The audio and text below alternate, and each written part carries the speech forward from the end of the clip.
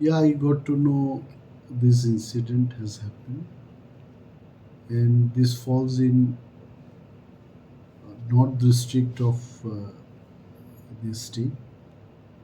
And we all know, you also know that forest land cannot be encroached by anyone until unless there is an order or there is a process coming from the central government or through some act or policies.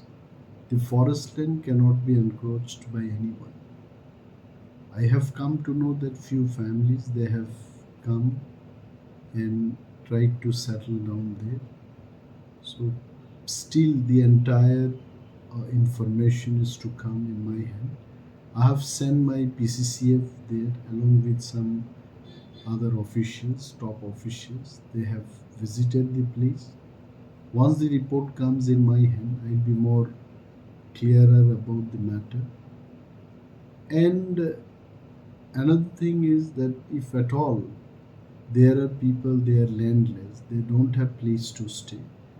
I think state government is to see the matter. I'm sympathetic to their cases. If at all anyone is landless still living in Tripura. But the point is, it is already 70-75 years that we have been giving rehabilitation to the landless people. Now the question is all of the sudden 50, 60, 70, whatever number families, they are still landless in Tripura. These matters should be inquired thoroughly.